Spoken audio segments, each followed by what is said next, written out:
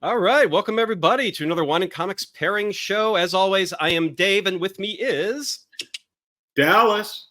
Yay, the two of us. And today we have a very special guest star, Robert Howard. Robert, do you like to go by Robert or Bob? Actually, Bob. Bob's just fine. Actually, Bob. So he's going to say Robert on screen. That is officially his name, Mr. Robert Howard, to the rest of you. But Bob to us, thank you very much. But Bob, thank you for joining us today.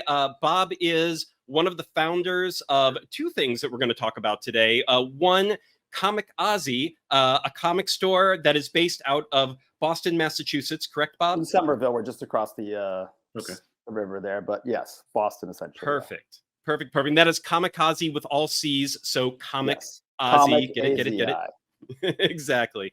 And then also Bad Kids Press, which I have to say, I've said this actually in a couple of previous shows, just kind of as a throwaway thing to say in passing. But Bad Kids Press is one of the best publishers I've discovered in the last couple of years. I've found them via FRANKENROCKER originally, 4-issue miniseries that I pre-ordered. Sight unseen, didn't know who Bad Kids, I'm on the West Coast, didn't know about Comicazi, didn't know who Bad Kids Press were. But when I saw FRANKENROCKER, I was like, it just looks amazing. I'm just gonna sight unseen, let's try it out, let's pre-order it, got all 4 issues. That blew me away. I'm now getting Katie Black Dragon and Nowhere Man and pre-ordering those as they're trickling out. And we just had a chance to read Bob's own comic, The Adventures of the GWF, the Galactic Wrestling Federation, which is the comic we're also going to specifically talk about today on top of Comicazi and Bad Kids Press. And then why the Wine and Comics pairing show specifically? Not only was I already reading Bad Kids Press and enjoying them, but in the final issue of FRANKENROCKER, I got to the end of the book and there was this 1-page ad for a FRANKENROCKER wine. And I thought it was a joke ad. I was like, no way in hell. Wild. That's not a real thing, but cool on you. I love that you stuck that ad in there. And then as I closed the book, I was walking away and I was like, let me Google that. Let me just make sure that's not a joke ad. And I Googled it and it wasn't a joke ad. There is a FRANKENROCKER wine. Now, they are, at this point in time, only available in Massachusetts. So if you're in Massachusetts, if you're in that area, if you can cross the state line and go grab you some from some of the stores there, we're going to talk about where you can find it and where to reach out, where to even find which stores in Massachusetts might be carrying it. And we're also going to talk about what, if any, plans there are to get it outside of Massachusetts. But as of right now, that is the only place you can get it. But it is still such an amazing thing to have wines based on comics. And they just released their second wine, Red Menace, that's based on the Red Menace character from Bob's own comic, The Adventures of the GWF. That's it. Thank you, Dallas. Yes.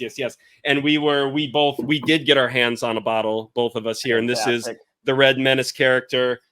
So we have tasted it. It is fantastic. So we're going to talk about that as well. But first off, Bob, get us started here. Tell us a little bit about yourself. How long have you been in sort of the comic sphere? And this all started with the founding, I believe, with as much online spelunking as I was able to do and dig up. Comicazi is where this all started, was the founding of that comic store. But what got you into wanting to found a comic store, doing that? And then, give us a little bit of your history and background, because this is something that I only have a slight understanding of based on what was online.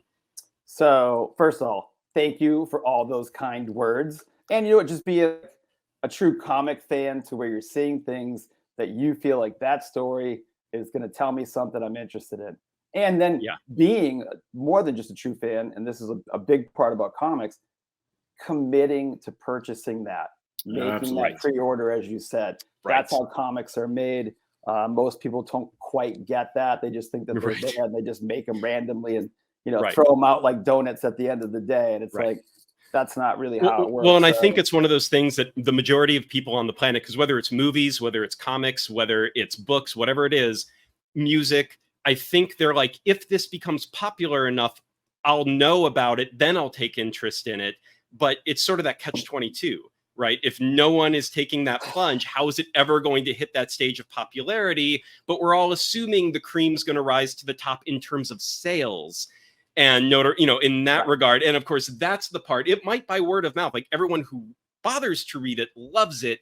But in terms of sales, that's its own beast, and that's where that like puts everybody in that lottery ticket kind of situation, to where it's like it's the person that's going to see it that gives it the review to make the statement, to then have people say, oh, well, finally it's been recommended by somebody that I trust or whatever. Now I might go check it out. And of course, at that time in comics, the real bummer about it is you hear it all the time. It's too late. It's too late, and you can't. Behind the curtain. Like, well, can you get that? And it's like, well, it's not in trade yet, and we've only got 3 of the 6 issues, or it really gets to be lost. And I think comics have a struggling factor with that coming up. But so just a little bit about myself. I'm from Massachusetts. I grew up in Western Mass, but ever since I can remember, when it came to collecting toys or cards or anything, comics, that kind of thing, it was always about the story for me.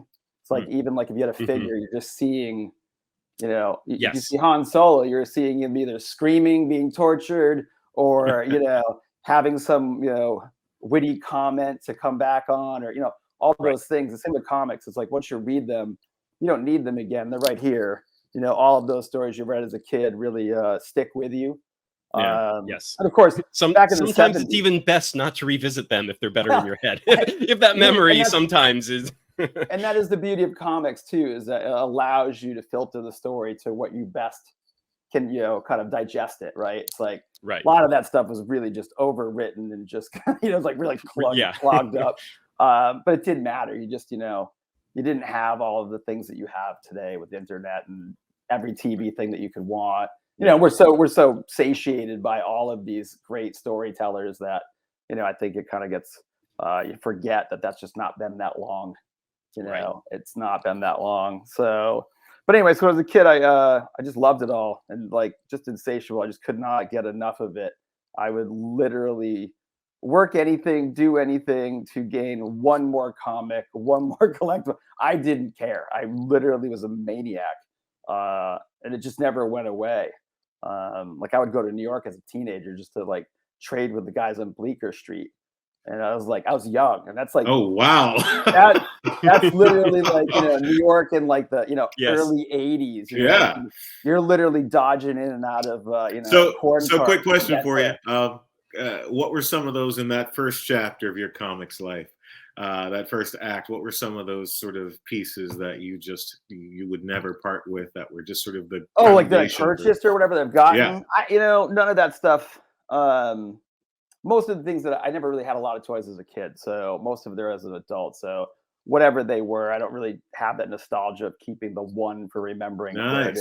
I might know where it's from for the most part, but I would probably be more apt to either upgrade it or move on from it. I don't get really caught up in those things. I do like the fact that I would go in and be able to like trade with Forbidden Planet, and they had 2 stores back then actually. As this young teenager, and I'm making like these commercial deals in New York City in the early '80s, or like Children of Paradise was like one of the first like vintage toy stores, and to have those kind of interactions and have them consider me a source, right? They're like, this kid's got stuff. You know what I mean? Like they'd call me at home, like, when is the next time you're coming? To which so it was more about the sort of accumulation of the information, the knowledge, and sort of being a person in the sort of social commerce of comics. Everything about me is about learning about stuff. That's why I love collecting. I want all of it. I want to digest all of it. Fantastic. I want to be able to make those the thoughts based on what I just learned, and then have it with me. I'm not so much about like the stuff is what matters. I've already digested the stuff. Right. Now, do I necessarily want to get rid of it all? Nah, man, I want to own everything until the day I die. But you can't. You know what I mean? You just can't own it all. So, I learned very early on. You have a practical obsession then. Yeah, well, we all get to those points when you're that obsessed that can overwhelm you at different points in your life, and especially when you're younger and you're not settled and you're moving places and you're doing things and you have different interactions. Smurf glasses. Hardy's Smurf glasses for me. So. Yeah, right. So all those things kind of come into play. But so I went to school in Boston. I went to Wentworth to become an architect. Obviously, I'm not an architect. But I did meet a bunch of people. You're an architect of worlds. That's right. World builder. But so I went there, met a lot of people, came back, started Lollipop Magazine, which was like an entertainment magazine with college roommates of mine, and did that for a bit. Yeah. And, I went to work for Walgreens actually and their expansion. So I got to move around a bit and I made good money. And I was there for a while. I'm just like, this isn't my life. You know what I mean? Right. This is feeding me and keeping me from not going, homeless here. And I'm like, I'm liking that part. But at the end of the day, it's not what I want. And so at like 28, I literally just saved up for like the last couple of years and just quit my job. And I went to work at a comic shop for like $240 a week. Right. I'm just like, I want to know how this business works. And I didn't want to be foolish enough to believe that because I know how to interact with people or sell things or buy things, that's the business. Right. Because it is not. Like, that is one of the most foolish things that I hear from people all the time. Weekend warrior, flipping of something is a great pastime. And that's how we all start. But to step into a brick and mortar and know what that is, that's a whole different ball game. So, but so I did that, and then I met enough people to then start Comicazi, and that's been 23 years now. So that's been pretty good. But like my partner Mike and I, like even for that 23 years, this isn't the same economy it was then. Right. We went through 100%. We went through. We've been through multiple economies since then. Yeah, right. So we went through some really hard times. Yeah. And we decided to struggle on, and I'm very glad that we did, and we had that perseverance. But in between, about midway through, like maybe like 2008, somewhere in there, I had somebody approach me that had known me and that had a family business that ran a wine, like high-end wine, which is Berman's Market in Lexington. Yeah. And they just were like, we just think that you can help out here. We think that you can do a good job and get some things straightened out. So they hired me and I took the gig. So, and that was, I got to meet some great people. Right. And got to become very close with Greg, who obtained Arborway, which is an import company. Yep. And, we were doing beers. He also did clown shoes. So that's like when all that started. We were talking with artists and we were doing all that. And I just thought, for the way that wine works versus beer, right? Beer is very, I don't know, beer's the newspaper. It's like I look at it today and I throw the can out tomorrow. Exactly. Right. There's no brand loyalty in it. Right. You just can't really build enough. It's really one and done. And, your seasonals and all that stuff, kind of like comics in a big way of that. Like, can't really, getting a lasting brand is a difficult task. But I just kept thinking in my head, I'm like, wine's not like that. You know what I mean? Wine, you can actually build a brand that never goes away, or certainly has that like decade-long push to it without the effort that beer does, right? You don't have to just keep making tons of stuff.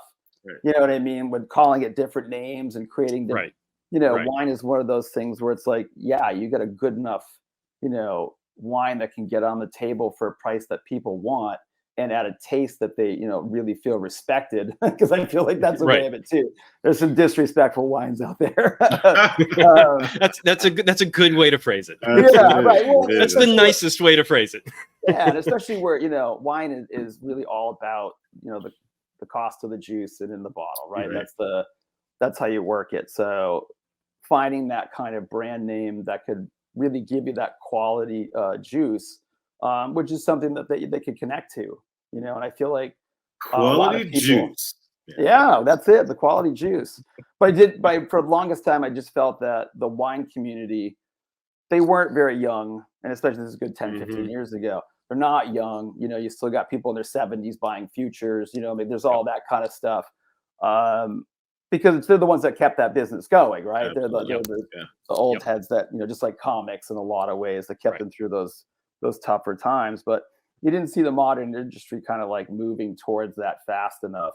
And I just think that, what a shame for not wanting to connect with, just the more like, I don't want to say salt of the earth people, but just the everyday person that might not have time to, invest in learning all about this haughty-taughty world that they perceive it to be, right? To which if you just really get into meeting wine people, they're just like, nah, man, they just want to like sip and spit, man. They're just like having a good time, really enjoying the process. But that doesn't translate to just everybody. Whereas, That's you know, right. cracking a beer, staring at it and throwing it out, no matter how good it is, that seems to be very approachable. But Right. cracking a bottle, you're not chugging that Right. around for a day, right? Unless you've got people to share it with, or you've got a problem. It's Right. like you just start, Right. you know, Well, and getting. I think the beer drinkers and the beer industry itself, even though there are those people that can get super nerdy about small batch Oh, craft beer and things of oh that yeah, nature, I've met them it's all. not as prevalent. Like wine, the problem is people who are into wine, I think there is that perception, that barrier to entry is so high because you can, it's kind of the joy and Achilles heel of wine is there's so much you can learn about it that It's you can talk ad limitless. nauseum about it, but you don't have to learn it. You don't have to You know all don't. these things You to don't. enjoy it. So it can be gentler than that. You know, one of the reasons me and Dallas started this show was absolute. I mean, one, we love wine, we love comics, so we're like, this is weird, but it's our two passions. But let's see how this goes. Let's make it happen. But also, you know, it's a lot of fun talking with people that are not wine snobs, or even that in like, you know, they'll buy a bottle from the store here and now, and they know the couple brands that they like, and they'll go back to it, and we can teach that, like we pair their comics with wines, we talk about those wines, we let them know a little bit about why and what these things are. They can learn a little bit about it, but it's quick, it's easy, it's fun in the context of comics, which is why I love this idea of building these wines you guys are doing with Arborway and with Pipeline. I'm not sure, like I know there's a couple different brands that are all kind of involved in the full process of this. Yes, there's the all maker and the ways of. distributor. Yeah. Correct. So get it. So that's the other thing of getting it out of the state and things like that. Absolutely. That takes Right. other hands to Right. make Exactly. that move, to which is happening. So working on that now. Yes. But yeah, just trying to get that common ground with people. And I've been so lucky through that opportunity that I got to meet literally some absolutely astounding people who are just so passionate about their crafts. I mean, Alex at runs Berman's now. Is that he, you know what, he just wow you half the time. Like he could literally pull out whatever you needed out of that sip just so well, you know, and then do the top part, which is, you know, these are all still industries that, you know, have families to feed, right? They have Absolutely. employees to do it. And you've got to be able to make that taste and understand what the cost is to that and how the consumer is going to grab onto it. And volume. It's all about volume. So being able to taste that, and yeah, Alex at Berman's does just a wonderful job of that. And it's that's a skill that you're just like, wow, okay, man, you're good. You are good at what you do. Yeah, and they've done that there for a long time. So you're just that's one of the crafts that you start to learn, and it's kind of like comics. It's the numbers, right? You start to look at it. It's not about how good it is. It's about how good it is for what it costs. There you go. You know, and that's it. I mean, even for Bad Kids Press, if we're charging $25 an issue, I don't know that you'd be as interested. Right. You know? I'd be like, well, let's wait for the trade. Right. You know, it's like let's see if even if the trade hopefully will be 25 as well. But you're like, there's 24 karat gold lettering. Right. Exactly. Yeah. Things like that. You have to make those choices as how you bring your story to the masses and how you can get that across for whatever, you know, purposes you might have. So that's always just exciting to see happen. But so anyway, so after doing that with Greg over there with Clown Shoes and getting to learn all that stuff at Berman's, I just kept kicking this around in my head. And I'm just like, I really just want this to happen. I just think it's the right time. I think beer has fully embraced comics artistry. Like beyond, right? We're talking fantasy stuff. I mean, it's deep. It's literally like the heavy metal magazines of yesteryear, epic. Right. It's like there's nothing in design that you don't see now, right? They really go all out because it doesn't hinge on everything. You can have that, like, you know, seasonal beer or that one shot, and you can get pretty wild with it, and you see that, and that's pretty great because you're just getting all these artists going and getting those different stories, right? It's just every glass of wine is a story. It's a story of how it got to your table, and there's a story that you're going to have while you're drinking it with the people around you. And that story differs depending on the palate drinking it too. Yeah, of course. And the time frame in which it is, and who sold it to you, and how good, you know, how happy that meal is that you're going to enjoy it with. I mean, usually there's some great wine when you have a great meal. And great company. All those things. Context matters. Yeah. Yeah, it certainly can. But so I just kept kicking it around. And then finally, Greg and I were both at a spot in our business lives to where we stopped and thought about it for a second, and it's like, we could do this. Let's do this. And Greg was really great about pushing that forward and making it all happen. Can't give him enough credit for making that choice. So we're pretty happy with it. I think it's exciting, and I just hope there's more to it. I hope more people can just kind of like get into wine without feeling like they just have to buy like whatever's at the grocery store, because that's you know what I mean. That's also a thing. It's like, you know, you don't want to like bag on like the Miller High Lifes of the world or anything, but it's like that is a thing, right? And that has its moments. But it's like with wine, it's ease like of access is well, and cost. You know, you see a Mark West stacked for whatever cost it is, for you're just gonna grab it all for the holidays or whatever, with no real knowing what it is, why that flavor profile would work for you, but it's there. You know, you should have it. You know what I mean? These things, like you should make it available, but no one knows what they're buying. And I just think you can do better than that. I mean, there's nothing wrong with that. We have high-end everything in our world, right? Or a little bit nicer versions of it. There's McDonald's, and, you know, there's plenty of sit-down places, you know, for sure. So, but that's how that got going for the wine anyway. And what was in your head? Like, was the concept from the get-go when you were thinking about, you know, we can do this and we can do wine and comics together in a certain way? In your, like, was this the vision that you had, where it's like, we're going to match kind of a book to a wine or a character to a wine? Or like, what was the evolution of that? Because it's such a curious, I love the concept, but I do wonder, like, was that the thought fully formed in your head? Or so I'm actually probably assuming it evolved a little bit as it went. Well, everything I think you do, and especially in creative processes, you should never be that pigeonholed, right? I mean, this is all, like I said, this is all about stories. So you're creating one as you go.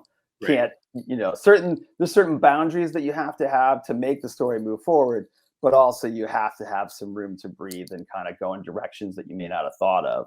But for us, no, I mean, I didn't quite know how well FRANKENROCKER would do, or like how many wines would come after that, and that process, because obviously the wine's got to come in, labels need to be spec'd, they're coming in from Europe. I mean, there's a lot of things to do that have lead up time, which is not usually like a beer, which can sit in the tank for 2.5 weeks and, you know, kind of out it goes. Like, it's a little faster process than that, than what we have here.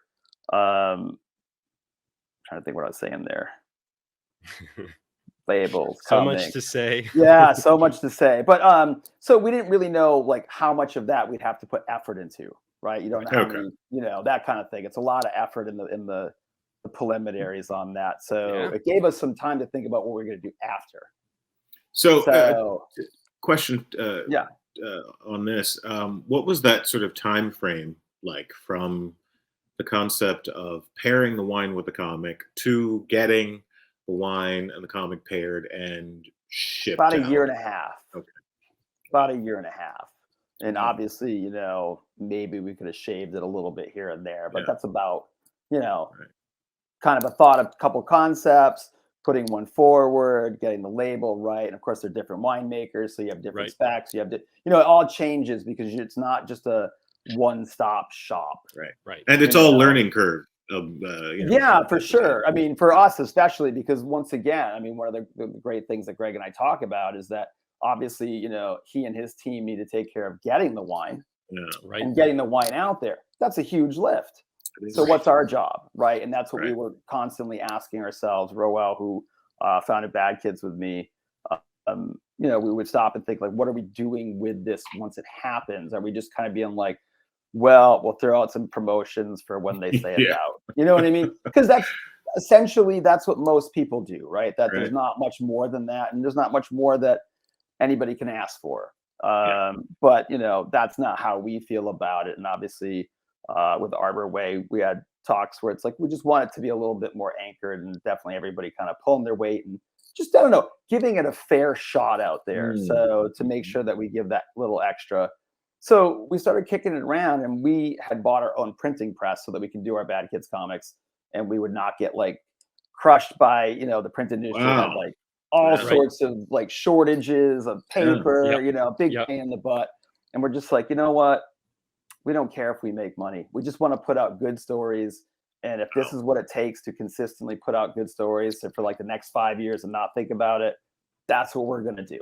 All right. So, and obviously for Roel and I, that's a big lift too, Right. But it allows us some things that most other publishers don't really have on hand. And that's like, we can create posters right away. We can create booklets right away. We can do, we did a couple of wine tastings at some local places and immediately give them a poster that has their store logo on it with ours. You know what I mean? Like incorporating them into the whole event rather than just, this is a wine tasting, come in and, shoot your thimbles of wine until they run out, and that's kind of a, that can always be fun too, but I just like the idea that you could come down, have a wine tasting, which you're probably going to do anyway, because it's usually an in-store thing, right? That's just kind of how that rolls.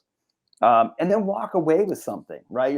That's not just, this vineyard was, growing on an ocean bed 1 million years ago, and its saltiness of blah, blah, blah. And you're just like, yep, that's cool. Heard that 100 times.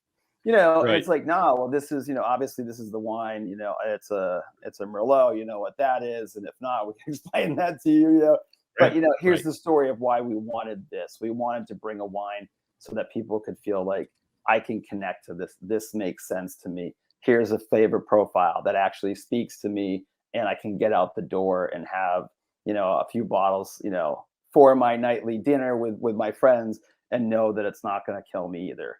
You know what I mean? All that concept of it. And I get to walk away with a signed comic from the artist. All of that just really makes that kind of like hit home a little bit more, right? Be a little resonate a bit more and get people to kind of connect with that. And we're hoping we can do that somewhere with maybe some bigger, actually some bigger chain type places to be able to reach that more casual person rather than, most of the people that come in to find wine establishments, they're looking for, that staff to recommend to them. Absolutely. Right. Because that's what we go there. Like I think of wine as very much like the video store back in the day, or just going into a bookstore or comic store. It's like you are recommending a story to this person based on the other stories that you've heard them like. So, more of that and being able to reach out to, for lack of a better term, the more common person to be able to maybe introduce just a different flavor. Maybe they're just in for some like, I don't know. I know there's a White Claw world is out there kind of deal. Maybe there is. And those things always come and go. And it's huge. And it's huge. Right. And those things, those punchy flavors kind of come and go. And it's like, something like this is like, you're not going to necessarily not have a nice red wine at several dinners throughout your year. Right. I mean, it's just, well, you guys, who am I talking to? This is preaching to the choir, but but still, even so, though, right? You're going to be at several events, no matter who you are. There's going to be some wine on the table somewhere. You bring up a good point, because you talk about the sort of the verses of wine and beer, and this sort of experience for the customer. And with wine, it forces you to kind of luxuriate in the glass. Beer doesn't necessarily offer you that, because with most beer, the carbonation, you want to get it down before the carbonation is gone. So there is sort of a race the moment you get it into the glass. But with wine, you generally don't have that. So, and with most beer, while it's cold too, not all beer, but most. Yeah. Exactly. Well, and for lack of a better one, it's usually less alcohol, and having more of it is part of it. More, wine, you can't start gulping glasses of wine. And the same thing with the comics, and it's kind of the reason this idea of the sort of merger of comics and red wine was so appealing to me when I sort of happed upon it, and Dave and we sort of stumbled into this, is that wine does force you to sort of luxuriate in its experience, and when you pair it with a comic, at least that's my perspective. When you pair it with a comic, it kind of does force you to sort of, for lack of a better term, luxuriate in the comic even more. Take a moment and think about it too, because you're taking in the comic. You want to know like how these two things connect to you. What do you think about this connection? What do you think about the book? What do you think about the wine? Right. It makes It's it an entire experience. The world building. Yeah. It's, the beautiful thing about wine is that the notes do sort of reveal themselves over time, depending on the heat of the glass. They do. And I find that with whiskey as well. There's definitely, it's not just the first one. But whereas beer, I usually find what you get is what you get, and that's that's why you want that difference. Beer doesn't open up.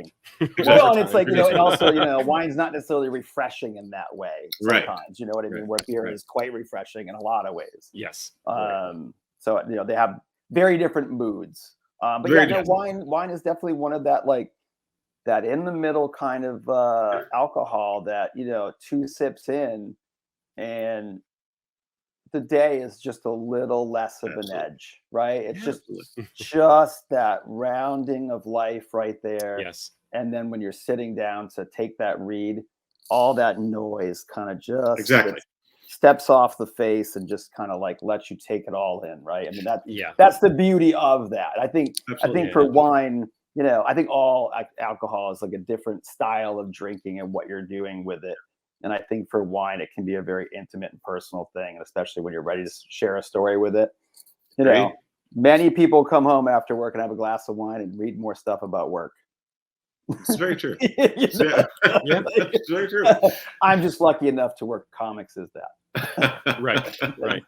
That also does a nice job of it. But yeah, I mean, I will admit the glass of wine at night, and I pretty much have a glass every day without it's a rare day that goes by that I don't have something. And it usually is day job is done, all the day's labors are done, but there's things I really should keep going on, and I really should be doing a little bit more.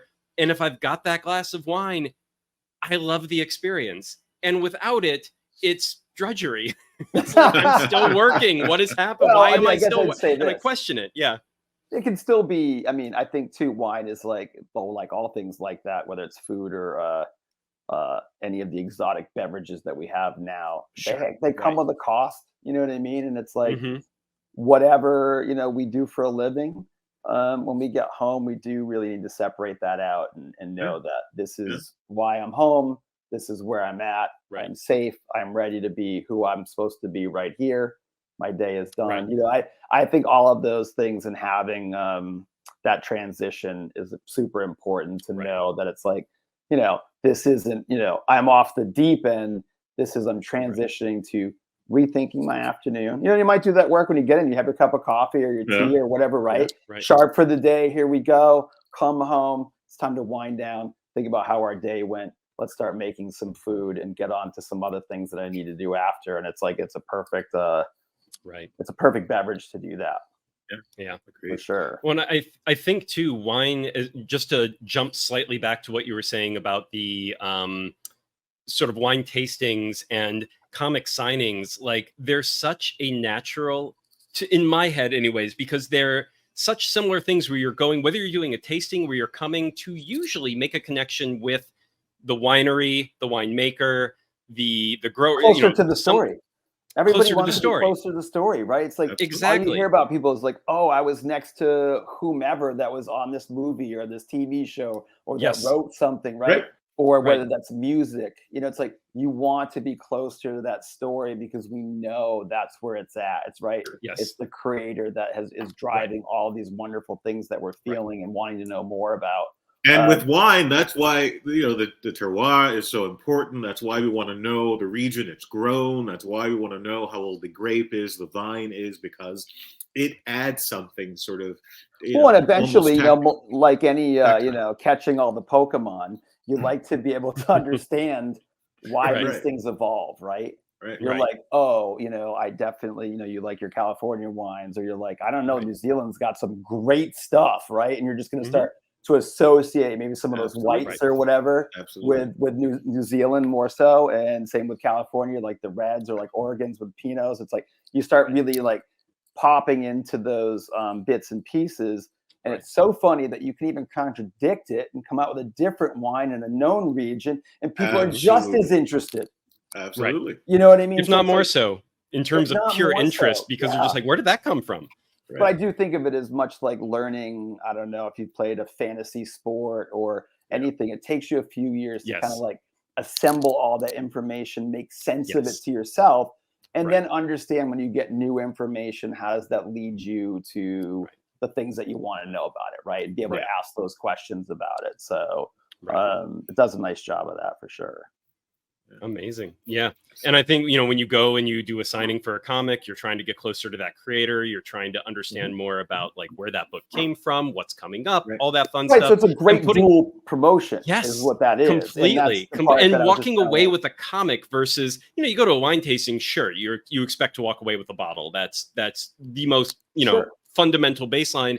And then there's merch, but the merch is always like a t-shirt, a baseball cap, a water bottle that these companies can produce without, none of them have like massive back end people to be thinking all this crap up, whereas comics are always trying to think of that stuff, but they never have the money that the alcohol industry has.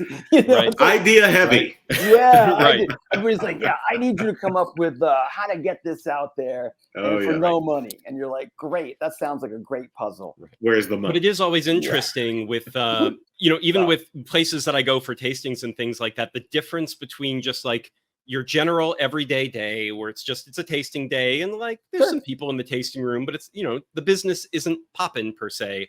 And then they do an event of some kind. They're doing something special. And it's like you're turning away people at the door. Like people you have like a want that excuse or whatever, and then you're going to have like multiple vineyards or whatever, or you're going through the, the whole whiskey portfolio. It's like you're going to get a lot of people interested just because it's like people are coming into it. It's something different, right? There's something. It's also that sense of added value too. Like, these generally. So there you go. Added value is what, it doesn't matter who you are. Right. That's how people think, right? Where's your added value? Now you can say that about the juice, right? It's like, Red Menace is, that $10 to $12 bottle or whatever, depending on what the stores are doing with it. And you can say, look, if I get this for, $10 on a case deal, I feel like I'm getting my money's worth. Because we all know what we feel like when we spend like $15.99. And we're like, I'm not sure what this was, but it ain't happening again. You know what I mean? Right. And that's all the time, and maybe even buy it because it was $19.99 marked down, right? Or whatever the deal is there when you're looking at it and you're like, well, it's 25. Marked down. That's still it's got to be somewhat decent grape in there for $10 off or whatever. And you're like, nah, that's still like $8 overpriced, or whatever that, or whatever that is, whatever your palate's telling you, right? You want that added value, because if you find a wine that's good, then I will just literally buy a case. That's right. Because why would I mess around? And as we know, wine changes all the time. So, it is an agricultural crop. So it's like things move. Those early 2000 Pinots there, or even the mid 2000s were like to die for, right? They were just 2007, 2005. You're just like, these are like championship years. You're just like, so good. And you're like, my favorite thing is to find those vintages, those years when there was some horrible calamity, where there was burning, there was sort of the residential, the fires, there's ice, whatever it is. I love how unique. Sure. How burnt. It just is such an experience that is like, 2 degrees of separation from perfect. Right. Love it. Well, and just literally, you go through, like I said, different water levels every year, different temperatures. The frost came in earlier than usual, or whatever the heck it was. It's going to change that profile every year, right? It may not be crazy, and that's why you have those really famous blends at that whatever price is, because they do a really nice job of making that flavor be that flavor, right? They do it. I don't know that you could do a better job. Whether or not that's the flavor you want, I don't know, but it is the same flavor all the time, and that's pretty much their market. But knowing those nuances and running through them, you still got time. Like every year is a little different. So if I see something that I like, I'm like, I just want more of that. Oh yeah. I'm gonna run with that for a little bit right now. Kind of. Well, and to your point on value, though, there can be a wine that I think is tremendous, but it's $75 a bottle, and I'm like, I've had those, and they, and they are. They are. Right. But you can't drink $75 bottle of wine every night. You can't. Right. But exactly. They're so much better when they're on sale for $50. Right. Yeah, but even then, you can't do that every night. Yeah, even then. But when you find the wines that are like regularly you know, in that like nice sweet spot, like $8 to $20 range, Yeah, where it's it doesn't like matter. I mean, if it's reasonably affordable. Yeah, and well, at that point, every time I go, wherever it is, like sometimes it's Trader Joe's, Whole Foods, just your basic grocery store or wine shop, it's like whatever else I'm there for, I just sort of snap. I don't even need it yet, but I'm just like, yeah, one more bottle of that and throw it in the bag, because I'm like, just keep stockpiling, and it's because it's so bloody affordable and so good for the value for what they're charging for it. Even if it's like those, you know, those bottles that you grab to be like, I'm going to have that $50 bottle of wine. Yes. But now I'm probably going to either start with that, really get the most out of that 50, and then, you know, I got my $12 behind it that are going to round out my evening. Absolutely. You know what I mean? Or however you want to do it. You know, some people do it before and drink the nice one at the end. Let's ramp up to the nice stuff. Yeah, but then I mean, whatever you want to do. You might also not enjoy it as much depending on where your palate is after a full bottle of wine. I would start with it because I want to have that fresh palate to really enjoy it or whatever. But, you know, not everybody has to go that route. But yeah, no, I mean, literally, those are those things of like how you enjoy it. And money's just a big part of it. You know, there's no doubt about it. If movie tickets were $85 to rent them online, your ass would be in the movie theater every day. You'd never be going. Exactly. You know, just like, it's all about what motivates the consumer. If you had to buy a laser disc every time you wanted to watch a film, you'd be in the cinema. Right. There was there was an event in, I want to say it was September, and I was kind of clueless about this, but I saw it online this time. There's a National Cinema Day or something like that. That happens every year. It's one day. I think it's a Sunday, and participating theaters, I think it was $3 a ticket for everything across the board for one day only. And they sold out. Apparently, every participating theater just sold out of every single screening all through the day. So it's like, people have interest in going to the theater. They just cannot. But not at those prices. That's what stops you. We're like, I guess it's the prices, I guess, come to it, but it's like to overcome convenience. Right. And hence that we're, you know, back to where like, how do you buy wine? Well, whatever's stacked in front of me at Walmart, or, you know what I mean? Or whatever that is. It's just, you know, accessibility, right? What's convenient, you know, and how at the end of my day, do I want to go back out and do this or get that or spend my hard-earned money on that? Everybody's got their different choices. Yes. You know, I blew it all in comics and collectibles and wine. So that's me, though. Well, I think that's everyone on the screen. I just love it. As you said, preaching to the choir here. I think the only thing we need to add to that is a little chocolate, and that's my. And you know what? I got to tell you, that would be my other thing that I really, really enjoy. Yeah, buddy. I do not want a chocolate bar at the counter. Oh, I haven't. Honestly, here's what's crazy. I haven't had a chocolate bar at the counter in probably a decade because it's terrible. That's right. It's like quitting fast food. You don't go back to it once you're done. You know, it's well, and it has it. Once again, it does have its place. It's not about that, but literally, once again, I'd rather have a smaller portion of a finer quality and have that true enjoyment, especially with a big red wine, right? I mean, like that's exactly the. I don't know. You pick a different evening if you like, but I like that's that. Right. Evening. That's my go-to. Yeah, that's right. Nothing wrong with that. All right. So I did want to talk a little bit about your comic with Bad Kids Press here. I'm going to go ahead and share my screen just so everybody can take a look at the adventures of the GWF here, Galactic Wrestling Federation. So this is the Bad Kids Press comic that Bob writes. And this is the one that we're about to also talk specifically about in just a minute, the Red Menace wine. It is based on this main character, the Red Menace. So Bob, I would just love to know a little bit first, before we get to the Red Menace wine per se, but just the comic itself. Where did this idea come from for you? And it was interesting because when I first learned about the wine Red Menace, I was like, oh, they have a comic called Red Menace, and I couldn't find it anywhere. And I was like, oh, no, right, it's this one, and that's the character's name. Okay, got it. So this is the Adventures of the GWF. Do you have plans to feature different characters in the future? And this current story arc is the Red Menaces, or like, how is the story? We're about 4 issues in, I believe, right? Yes, yeah. The 4th issue comes out in a couple of weeks. Gotcha. So basically, this is a story about a young boy who he and his dad flee a planet, and he gets taken on as basically a hired fighter to be in the Galactic Wrestling Federation. So they flee to go do that.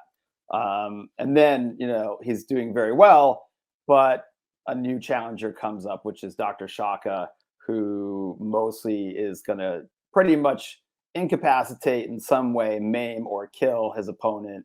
And he ends up losing to him through some arrogance and gets his head ripped off. So Red, being a small boy at the time, that's what he has, his dad's death in front of him. And so he basically grows up around Venue, which is the place that the main place that the Galactic Wrestlers are at, and is with his dad's manager for all that time. So he grows up in this world, just always longing to get his dad's head back, because this Dr. Shaka stole his head as a trophy and just dragged it away. So this is just kind of his whole redemption to, that fight for that better life that they left their home for, and kind of come full circle. But he's young, he's angry, he acts without thinking, all the things that you do when you're younger, and in pain, you know what I mean, and those kinds of things. So this is him just kind of going through it, and he's got Rusty as a dog that his dad gave him before they left, and he's got some friends, but he's always pushing them to the brink. And this story, we have 11 issues written already. We have 10 pretty much all done and ready to roll. So we've got a lot of arcs left to go, but it will be one full story. It is just Red is the main character, but there's so many characters in it. I had another author friend of mine read through it. I gave him all that I had, and he just came back and he sat down. He's like, I had no idea how big this world was going to be. And then he proceeded to break it down for me, which was kind of him. But yeah, there's a ton of characters. There's a lot of heart. And that's it. It's a story. It's literally about telling that story of that young person's life and what they've gone through, and kind of how to get it back. And there's still like hijinks and mayhem, and obviously all the fun stuff that wrestling provides, which I usually love. Same with the Lone Shark there. I just think he's just a great looking character. Yeah, great character. Fits into anybody that wants to hit you with a giant wrench is probably somebody I'm looking at, And this dog undertones, right? Yeah, right. Yeah, exactly, right. That real mean, mean. Yeah. Right. And there's also behind the scenes and politics of all the venues that do it. And so Mama has, she's the manager, so she's got a lot of battles of her own to win. But it's definitely it's a very satisfying thing for me to have written it. I think it's a pretty damn good read. I think all of the Bad Kids Press stuff are literally worth reading. I swear I would say it wasn't if it wasn't, because I can't help myself, and obviously I can't speak to my own book on what it is. People have to read it for themselves and say what they think about it. But we do really want to put that craft in there. You know what I mean? We're willing to go back and make changes that are costly to make that story flow better, just so that we know when we're presenting it, people are going to enjoy it more and not second guess. Sometimes when you get indie stuff, it's like typo, or this is out of order, or all the things that can happen in publications. I mean, Marvel and DC have these problems as well, but we just small publishers can't do recalls of things, and then just print them all again for free. That would kill them. So or put a big hurt anyway. So we feel that we're pretty diligent on bringing that story out the first time, and as good as it's going to be. And we're we're always proud to represent it. I mean, as mentioned right at the beginning of the episode, Bad Kids Press has been one of the more impressive in terms, for me personally, just in terms of every single book I look at and hear about, I'm just like, oh yes, like I'm interested, like every single one. I'm just like, that looks cool. I'm interested. It looks well done. The ones I've read are all exceptionally well done and interesting. None of them are super run of the mill. Like none of them are just like, what do you see on the cover? Well, that's all you get. Like that's essentially all you're getting. And there's much more depth and quirkiness and eccentricities. Like the people making them have unique visions, unique voices.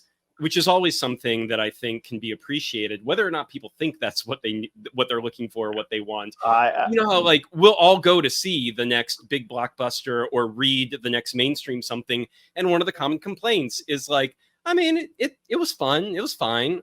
It's not, because it's like nothing's making it stand predictable out. can be a part of it. You know, exactly. Unpredictable doesn't necessarily mean outcome or anything, but maybe you know, if you're a little bit unpredictable, your character has a rough edge that really sets them apart, right? That's what you're kind of looking for, and it's like we do. And I thank you for. I mean, that's just it's hard to take that kind of critique and really bring it in, because literally it's everything that we want to do. Right. You know, I feel like you you're throw ourselves up on. Right, you're definitely doing it. I mean, that is, all these comics stand out, even just looking at them. So I had been kind of, I've been a comics fan my whole life, but I really had started to go towards like Kickstarter and crowdfunding and doing a lot of digital.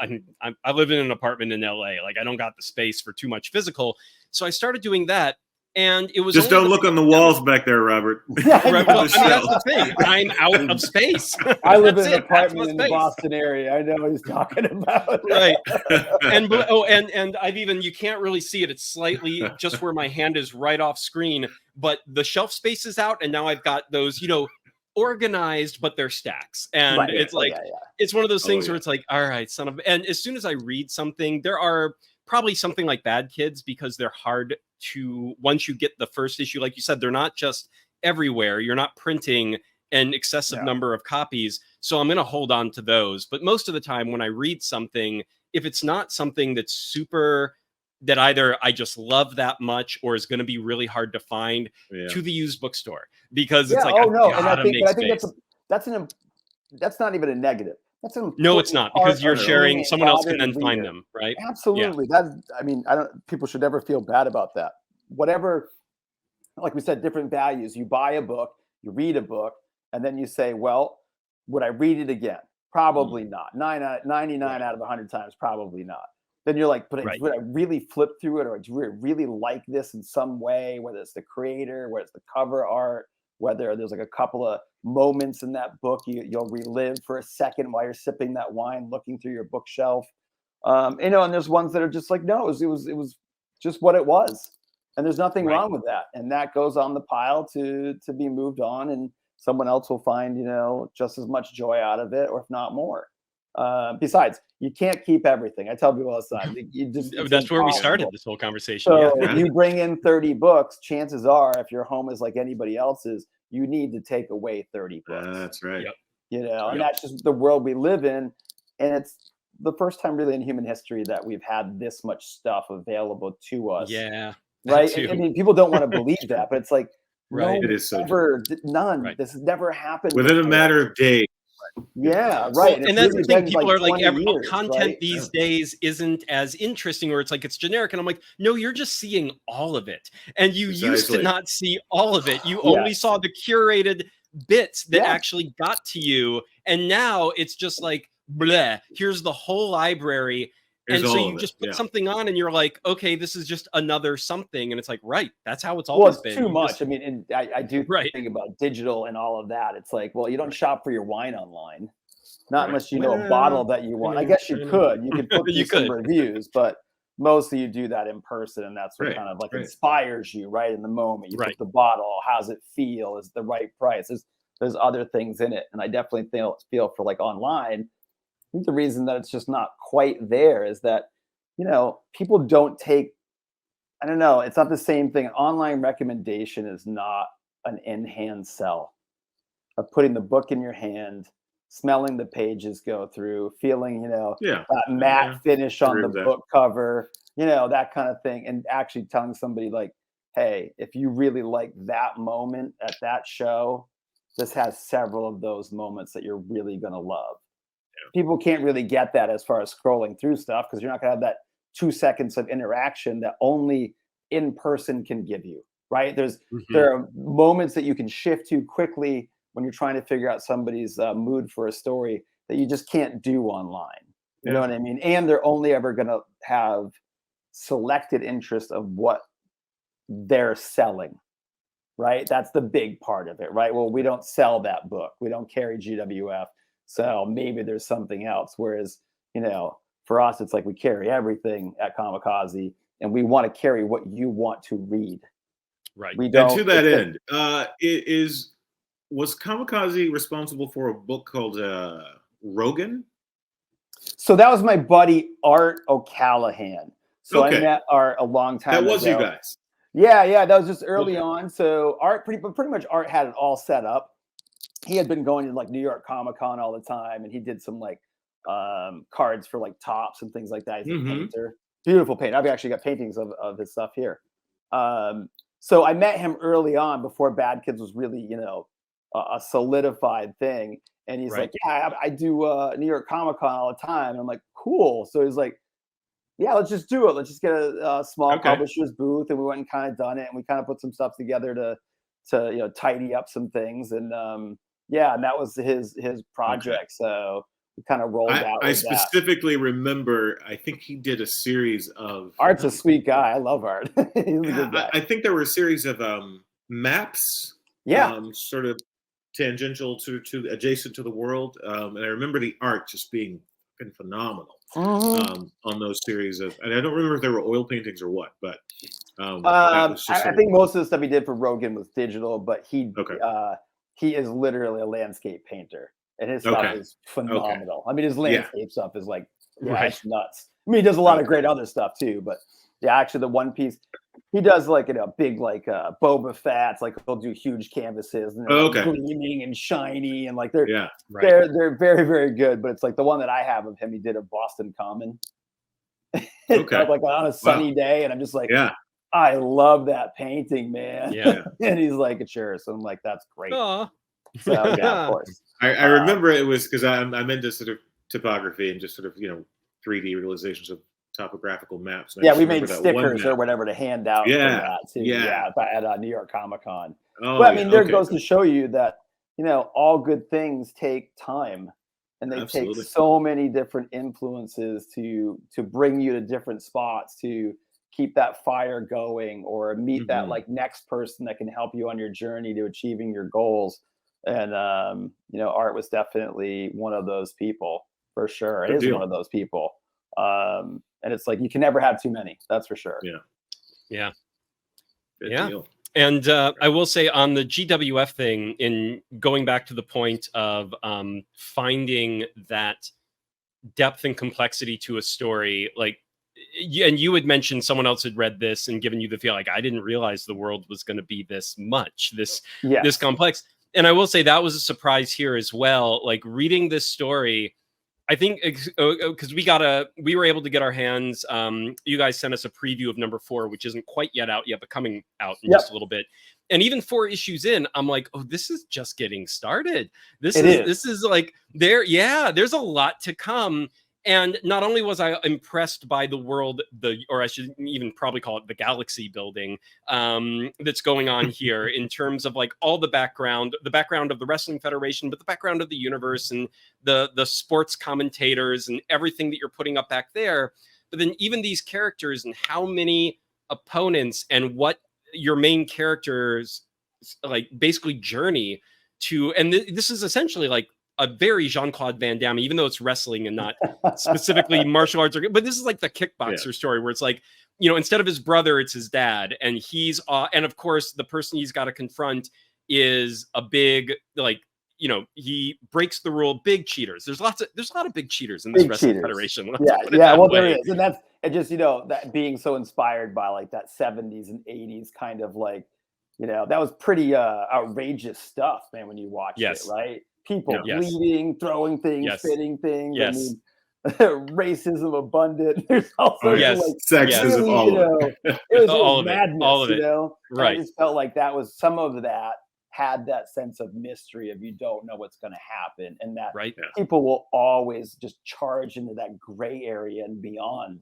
if they feel like they can get away with it. And that's, you know, you always felt that with the heel of the wrestling world. And it's like, they're beautiful characters, heels. That's for sure. I'm a big fan.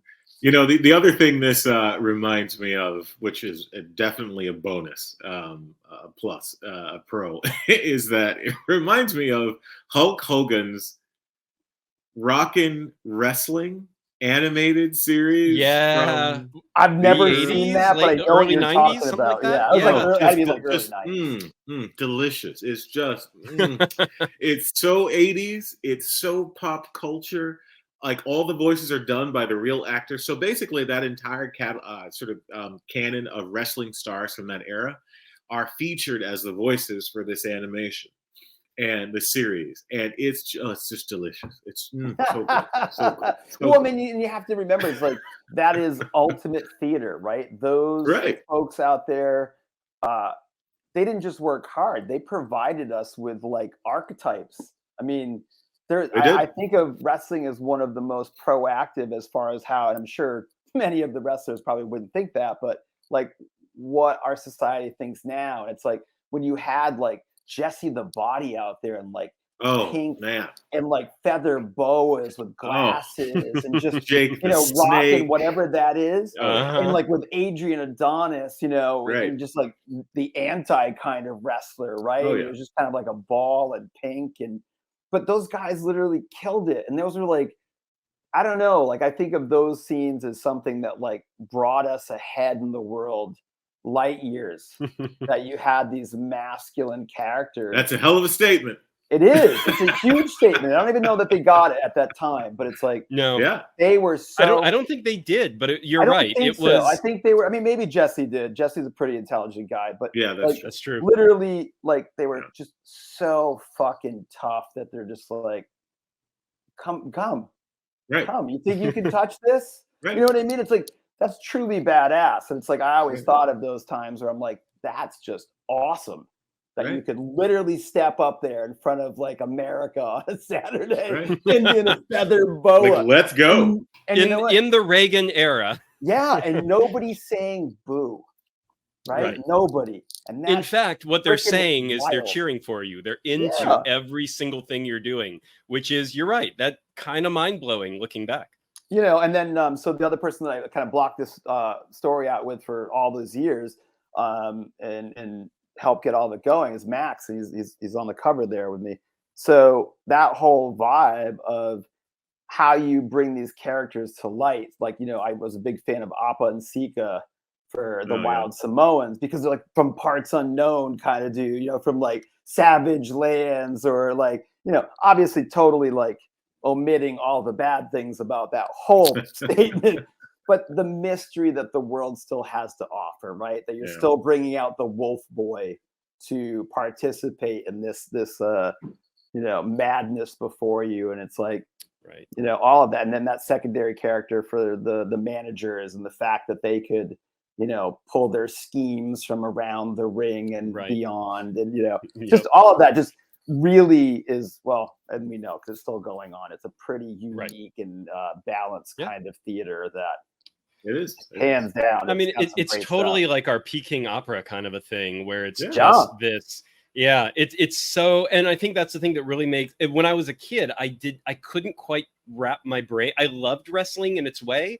I loved playing like the Nintendo games that were based on the WWF of the time and things like that. But when I would watch wrestling, I was always at least a little bit, I would say probably more than a little bit, confused in terms of like, what is this? And what are these people doing? And I was like, but I couldn't look away either, Well, it's the living embodiment of a Marvel universe. Absolutely. You know what I mean? Like, listen, these characters just can come back when they're 80. It doesn't matter. Shuffle. No one dies. But, and also, like, nothing really ever ends. Yeah. Right. You know what I mean? Like Saturday, main Dusty event Rhodes is still on Monday Night Raw. Yeah. We're just moving to the next issue, right? That's the story just keeps moving, or, you take a step away from the big event to, start building the next one, and all those bits that they do so well as keeping that storyline rich, and you kind of like dragging after it is, I don't know. I think all comic and just serial writers are just, that you can learn so much from that. That's you know what I mean? You don't have to like it, but you have to appreciate how good they are at it and right. working for whatever these actors can provide. You know, and then you Right. start to see it's like, oh, really? The Rock and John Cena are mega superstars in this arena, and then you watch them act, and you're like, yeah, that makes sense. They can really, they can really do it here. You know what I mean? Like these guys, song, dance, everything. They're Fred Astaire of the day. You know what I mean? That's what they can provide, and you're just kind of like, that's pretty great too. So I mean, we interviewed a comic. I can't say who because we promised we'd keep it on the down low, but we not too long ago interviewed a comic creator where he's like, you know, my day job, I write for the current WWF. Like that's what I do. I write for them. And I was like, oh, there you go. That connection where he's like, I write comics and I write that, and that's my bread and butter. Like this makes perfect sense to me. And, and when he said it, that made sense to me too. Yeah. Yep. It's working. I mean, and you just have like all the characters that are there anyway, right? You have other things that can help you out with that makes it interesting. Right. But yeah, all of those things are, bringing new characters in, having those new voices and keeping them active for you, you know, month after month or so forth. It's the craft, you know, and it's something that we always try to achieve to make happen when you can do it. And I'm just lucky, you know, I work with Bill Ambronia, who's just a goddamn one of the sweetest men I've ever met, and just a fucking fantastic artist, and just gets all the things that we're trying to do all the time. And Guillermo does the coloring, who just like literally just brings it all to life at the end. It's very lucky, because I mean, certainly done enough comics to where you get with the wrong folks that aren't really ready to do what it is, or kind of mesh, or you know, whatever that is. It's like, it's important. Comics are a team sport. I always think that, right? Very few people can do it all themselves. I mean, a handful, really, right? That's the elite quarterbacks of the NFL. There's like 5, right? That can really do it over and over again and provide a quality thing without getting, you know, kind of watered down. I was going to say, even a lot of the artists that can do it all by themselves only want to do it all by themselves sometimes. And then a lot of work. It's a lot of work. A lot of time. It's a team sport, and like just getting all of that to work. It's amazing anything gets done. I mean, you just got a lot of creative people doing things, you know, and it's like, well, it amazes me how much you were saying how we're in this era of content, and comics included, where there's just so much output right now. There's a lot of fighting for space, for sure. Yes, but it's amazing how many people are making comics with how bloody much effort they are, and you know, and you're struggling for any sort of return, you know, on that time and financial investment. So the people who are doing it are all doing it because they really want to do it. And that always, I think that's one of the things that always draws me back. As much as I love all the other mediums, as much as I support them as well, I work in the film TV world for my day job. So I'm like, no, I get it. I love that too. And that's an expensive field, but it's amazing to me. Like, comics is that one where it's so purely passion driven, because the chances of you becoming rich and famous, or even just making your bloody time and money back, is so iffy that you have to do it just because you have to do it. Well, I always tell people in comics, this is all about, if your passion doesn't rise to the occasion, it's not for you. Right. This is not for you're gonna get rich. That's Could you? Right. Sure. You know, maybe. But you talk to a lot of folks, and I've been around long enough to where it's like I know a ton of very successful artists, and they work hard. You know what I mean? They work hard every day. I see them all the time. And what are they doing? Coming back from a show, ready to like jam down on 10 more pages before the end of the week, or whatever is on their plate. And I'm always just so like in awe of them for that, like getting up and doing it, because most people can barely get to their 9 to 5 without like 9:15, coffee, barely working, Bob. You know what I mean? And these folks are literally traveling all over on their own, like hustling it up, making it happen. And it's like, and if they stopped working tomorrow, they'd stop paying rent or their mortgage tomorrow, you know, you know, no more than anybody else. But yet these are, you know, multiple award winners, or, you know, people that you've heard of, like on huge names and stages. And, you know, that having an understanding of what success is a big part about this. And I think that's the arts. It's like, understand what is it that you're trying to accomplish, what's going to make sense to you. Hitting the lottery is not a goal. And I feel like there's a lot of people that's, they do. I have people reach out all the time. It's like, oh, hey, I'd love to get this going, or, I have this story I've written or an idea. And I'm just like, you have to understand, like a 22-page comic on a great day, and you make nothing just to get it done with the right people. And I'm talking cheap. It's $3,000 to $5,000. That's right. For one issue. You know what I mean? And they just don't quite get it. And that's, and that's bare bonesing it. That's not. You heard it here first, guys. Yeah. That is just bare bonesing it. And probably the writer gets nothing. Yeah. Right out of all that. Out of all that gets done, the writer will get nothing.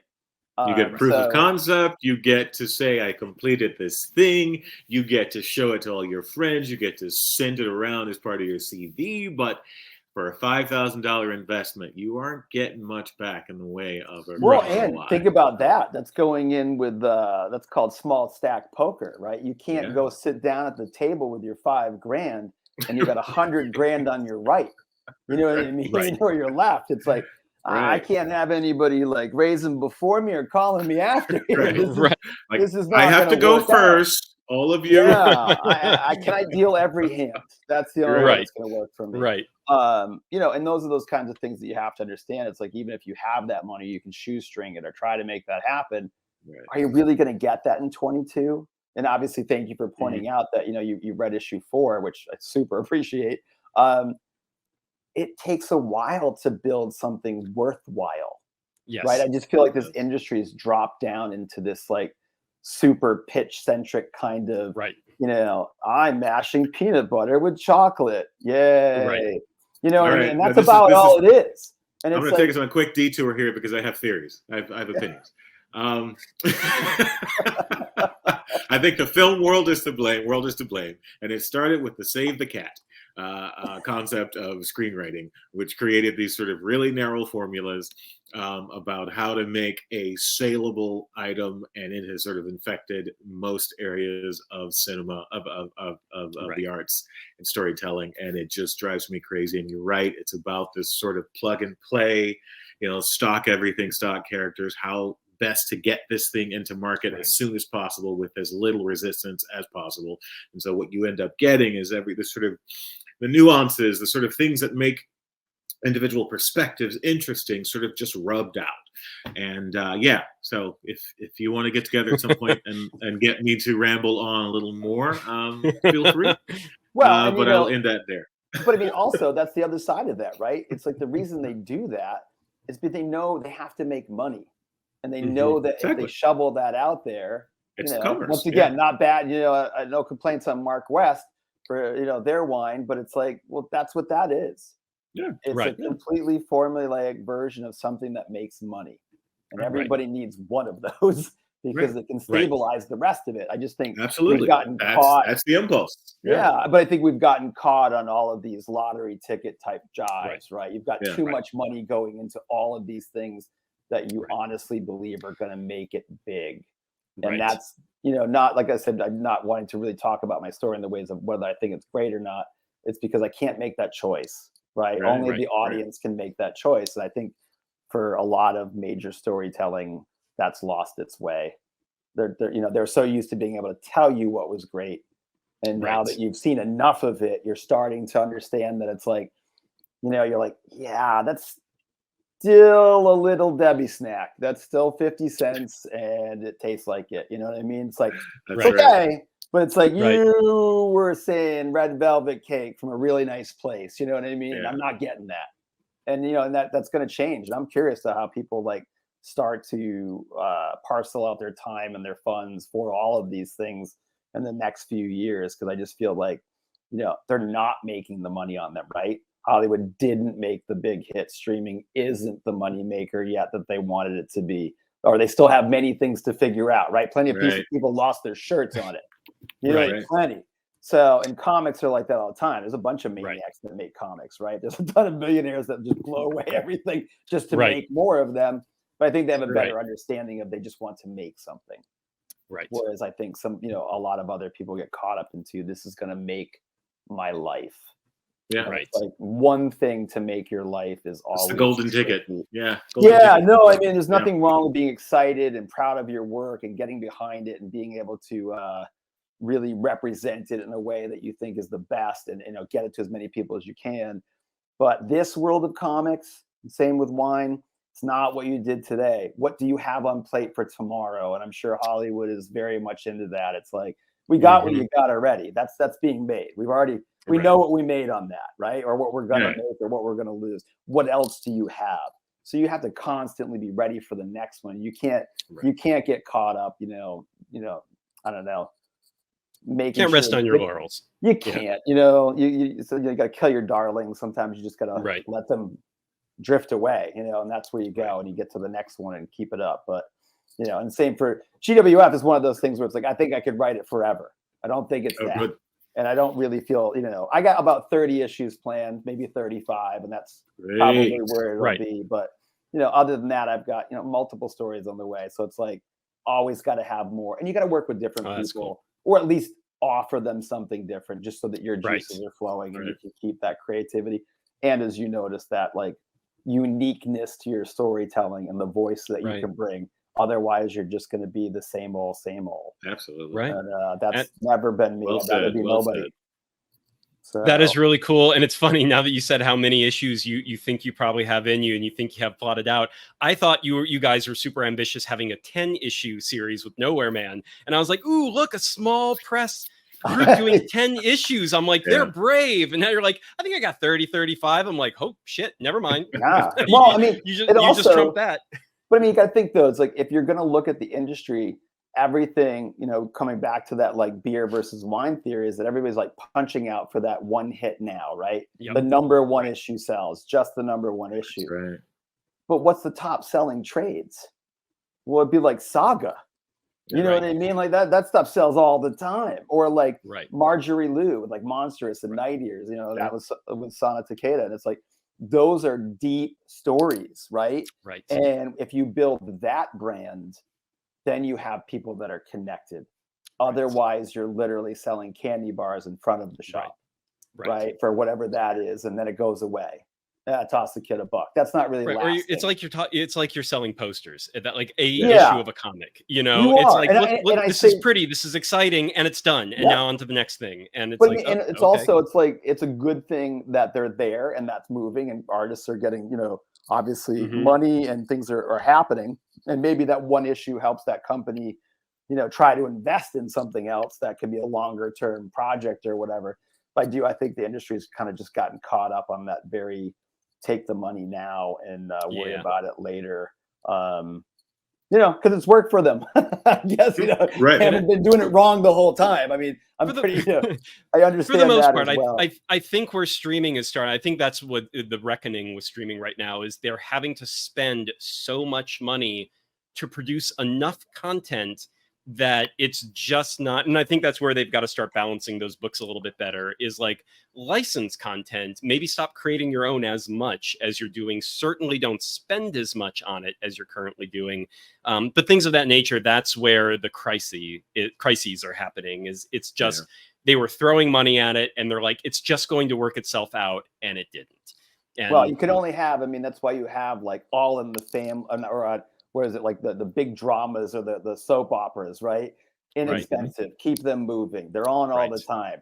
That can earn you money. Reality TV shows. God knows I don't want to watch any of them. I know. But I do know that a lot of people do. They do find that enjoyment, and it costs the networks next to nothing comparatively, right? Pays for itself after a season.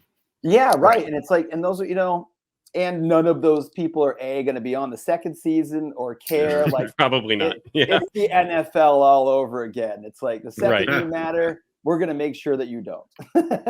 Exactly. And that's how that system works, and they can make money on it. But that's also been kind of drawn out for a while, right? There's not that, you know, you had your daytime soap, then you had your reality. What's now? YouTubers and other things that are going to take up some of that market share. Of course. That's a completely adjacent kind of TikTok. thing. Yeah, all of those things are going to take up your time and you know, get you through your day. But It's not about longevity or like meaningful storytelling, and that's the difference. No, that's well, when and you I think see perennial sellers like, you know, whether that's Bone or even Saga. These are deep stories that literally are talking to people that are committed to the story, all of it. Not like Hollywood, where it's like, yeah, well, we know that was 20 years of novels, and we just pretty much trashed them all in some shitty half season, and now it's done. You know, it's like my own theory on again.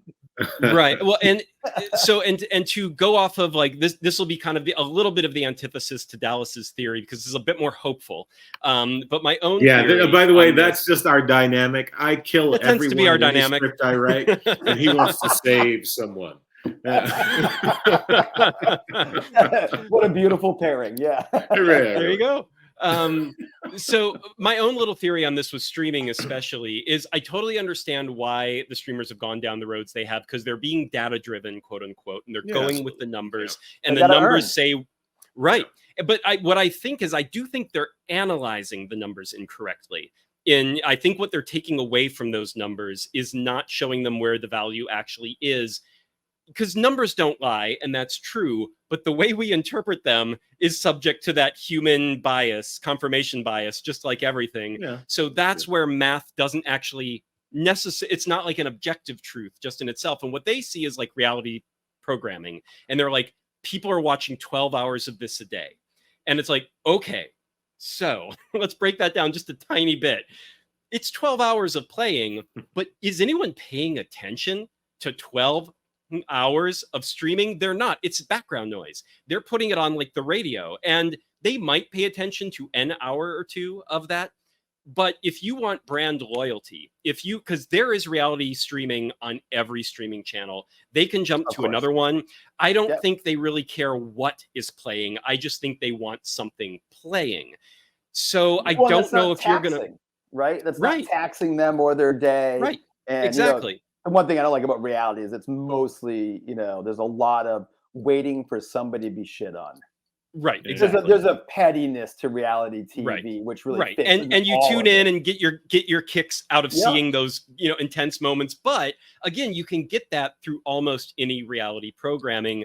The people I know that do that regularly, that always wanted reality to play, I mean, it was like, okay, I have HBO Max. What's on? Okay, I'll play that. Oh, now I'm moving over to Netflix. I'll play something on Netflix. But there's so much to choose from. I can find something.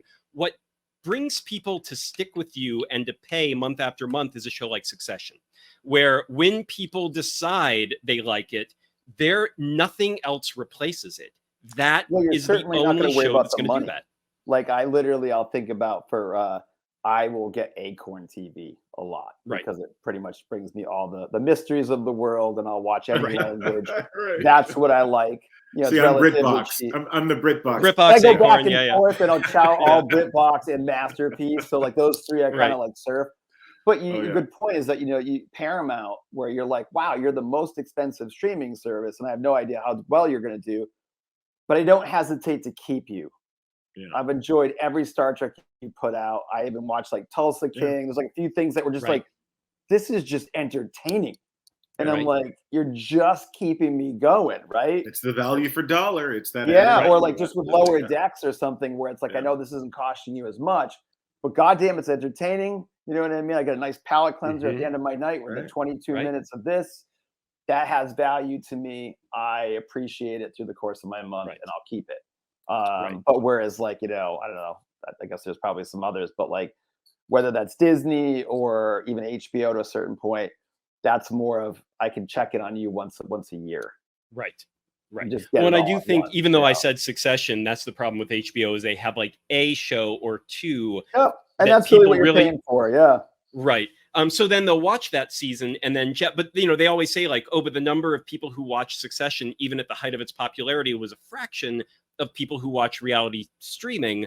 And I'm sure that is absolutely accurate, but I do think that your Succession people will forever show up for the next season of Succession. Like you have that loyalty to that show. There's a different loyalty. I think like what you're saying about reality TV is that, you know, for lack of it's interchangeable for the most part. It is. It's expendable, right? At some point you can be like, oh, it's the 28 seasons of whatever. I'm just not going to Right. bother this time around. Well, and everyone has reality programming. And if you don't really deep down care which reality programming you're putting on, those streamers are going to have a hard time retaining you regularly, like not have you, because, you know, that's the issue right now is the hopscotching, where it's like, I'll watch you this month and but then I'm going to cancel you and go to and so they don't know when they're going to lose their audience, when that audience comes back. And so their revenue predictions are just always way off base and are nothing. You don't have that anchor, right? You think about like a strip mall or whatever, or mall. You have those anchor stores for a reason.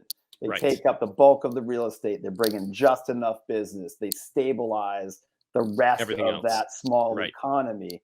And I just think that, you know, when you're reaching for the big bucks every time and you're spending hundreds of millions of dollars to do it, and then you lose several times in a row, I mean, that's a bad night at the casino, fellas. You know what I mean? It's like, you know, and it's like, it's just interesting how they're going to adjust to making that.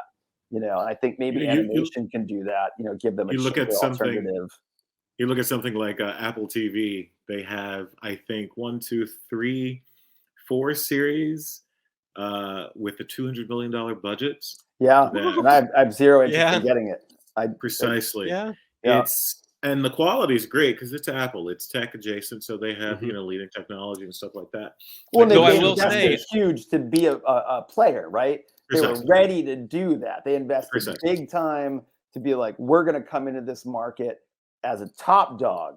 Precisely. We're not gonna wait for anybody. We're gonna just jump in at the top and see how it goes. And based on the programming, it seems as though they were angling themselves as the sort of sci-fi corner of the streaming universe. Which speaks to me, but I still don't have it. Yeah. I will say though, Severance is a show that has that loyalty for me. Like I will return.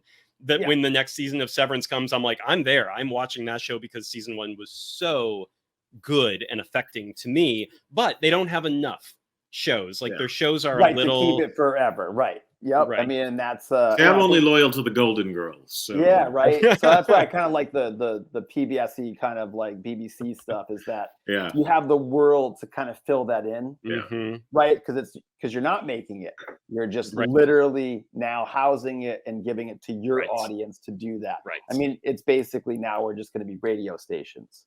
Yeah. You know, well, and I think a lot. I think like who's got the Beatles on their streaming service, right? And that's where you see all of these, like, you know, billion-dollar buyouts for anything that's even remotely popular, whether that's music or Beavis and Butthead or South Park. You look at Pluto. Pluto TV was just purchased by Old Guy TV. Old Guy TV. That's what I call it. It's great. Yeah. Pluto. It's the same group that owns Tubi, right? Or something. Yeah. But they have a lot of great stuff on it, a lot of content. Yeah. And to be honest with you, it's enough content to keep you entertained for a month. There's a channel for every interest you have. That's what was inspired about Pluto TV. But I like the way that they set it up, how you work it. You know, obviously, if you want to pay for it, you can get different features. But there's only so many. It's not like Hulu where it just beats you to death with these awful ads. I mean, God knows, why am I paying for a streaming service that's giving me ads? That's upsetting, right? That's just kind of like, sign me up for cable again if this is the case, you know? Well, no, that's the big, that's the right, exactly. And at least you have that ability to be attached to nothing, right? Right. You can just switch around and you don't really care what you're on. And it's not this big, I'm signing in, signing out, you know what I mean, kind of scenario. You're just kind of freely going through it. And there is definitely a freedom of that. I don't know if that would ever come back, but it sort of comes back because now you go between channels pretty quickly. Yeah.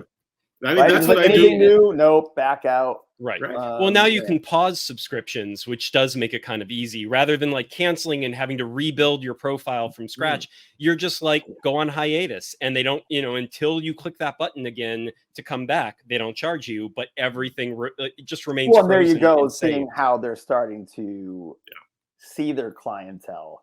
Right. And know that they can't be like, well, you're not supporting us, then piss off. You know, it's like, you're like, right, it's a little then you'll never come back. And I think they needed to leave that door open. It was great of you to be here, and we'd love to have you back. You know what I mean? And that's a little different kind of vibe to it. But or like everybody that was the extras getting booted off, or you know, the sharing and all that kind of stuff. And it's like, you're literally seconds from being Napster. That's right? absolutely. Careful. A lot of people like lost a lot of brand loyalty for picking those sides, and like even if you were right and they are stealing your music, you lost more money. You lost something in the battle for sure. You did. You definitely caused the battle that you were, somewhat right to do. I mean, obviously right to do, that you're protecting your stuff, but it doesn't mean that helps you. Careful for what that'll get you. And I think streaming could have those kind of things as well. And I mean, and you see Marvel and DC toying with that all the time, right? Like DC going into Walmart, and that's going to be that thing. And we're going to like bump up our stuff to even, bigger audiences, which why not? You know what I mean? Great. That's what they do. Yeah. That's what you do. You want more marketplace, but you were totally willing to just cut out the 10,000 shops that literally have kept you alive for the past 50 years. And it's like, who do not, I mean, I got to tell you guys, how many comic shop owners do you think are millionaires? Zero. Yeah. Maybe whoever owns Mile High Comics or whoever bought them or whatever, but that's about it. So it's like, even that, it's like, oh, you're going to cut them out when literally they kept you alive, but none of them are making enough to really do any kind of damage everywhere. But they're, same thing with the whole, the scare up of Diamond obviously breaking apart and having Penguin Random House and all those Lunar and different distributors pop in. Yeah. It's like, that says good things about the industry, because now there are more people that want to distribute this through means that are more than just dropping it in Walmart.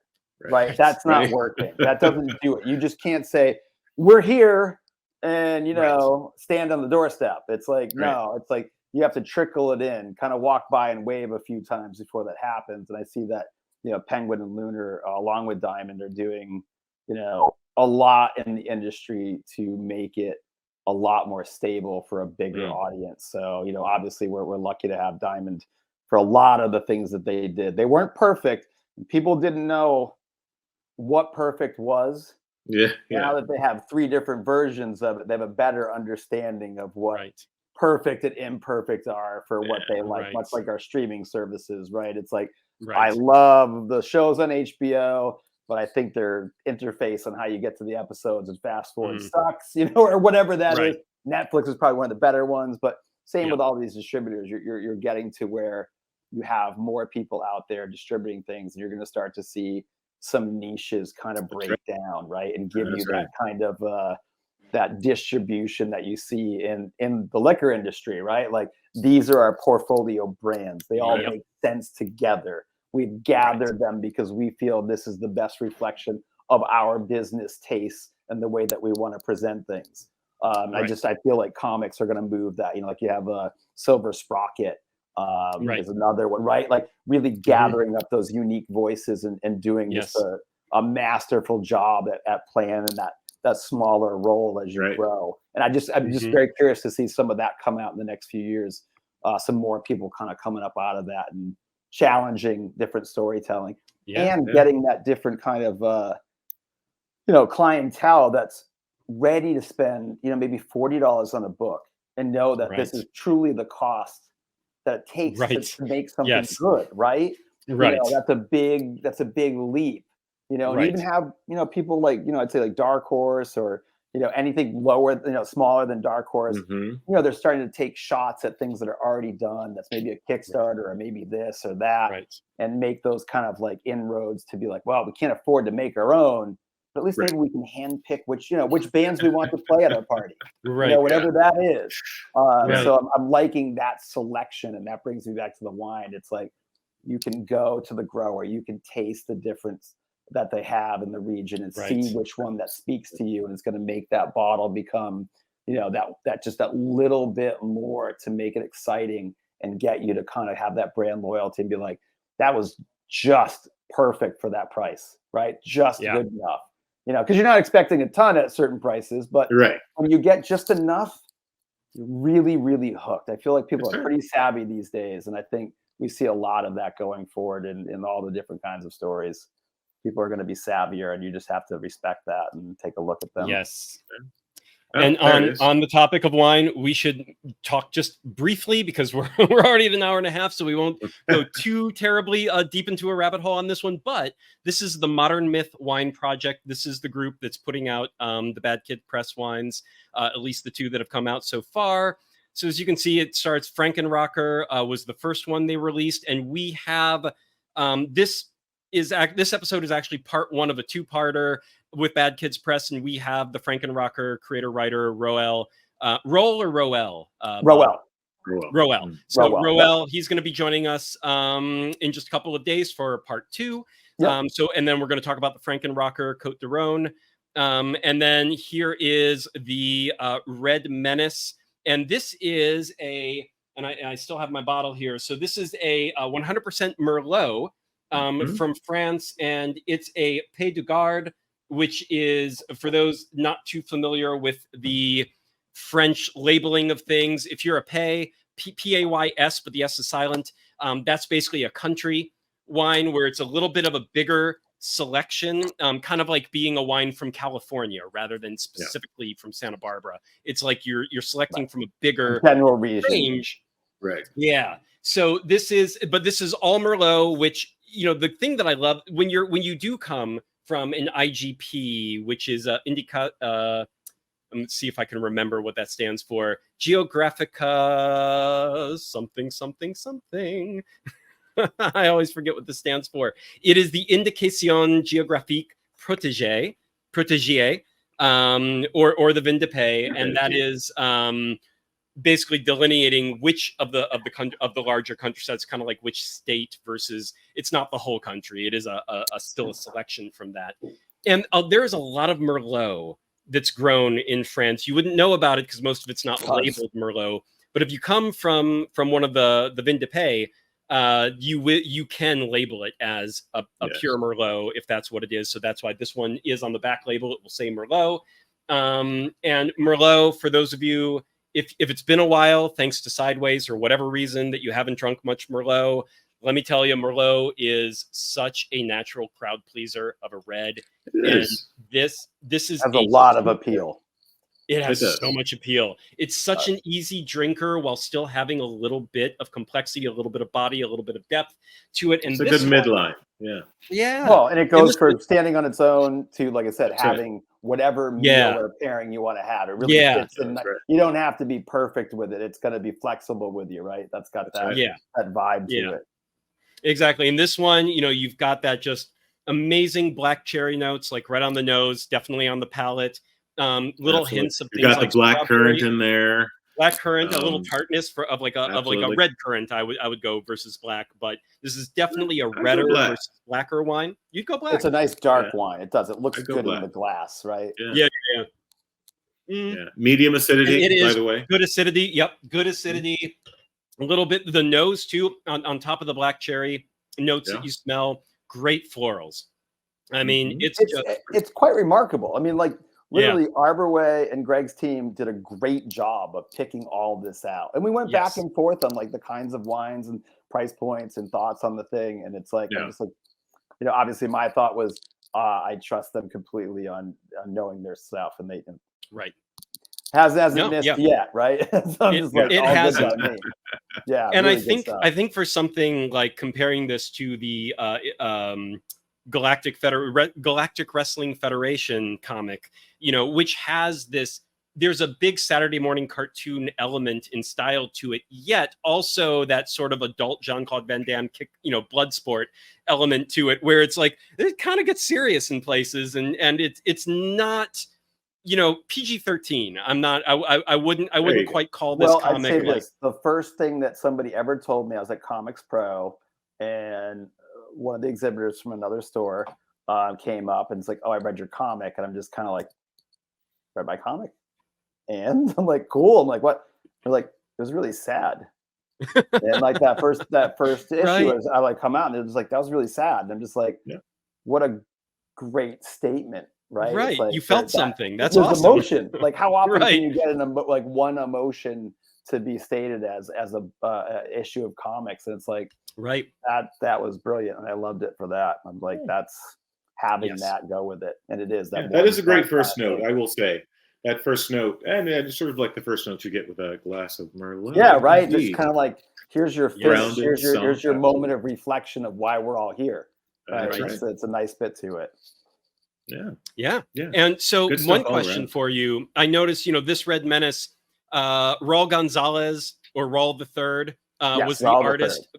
Yes. And was the artist that this is focusing on tonight. And this image you see, this was like an alternate cover for the first issue of the Galactic Federation, correct? Correct. And so out of curiosity, and I think I know when I looked him up, so I might be misspeaking, but you can correct me if I'm wrong, but he is a fairly decent presence in your area as like a local, like gallery style artist. I call him a titan. He's a titan. He is an absolute artist monster. He does so much work.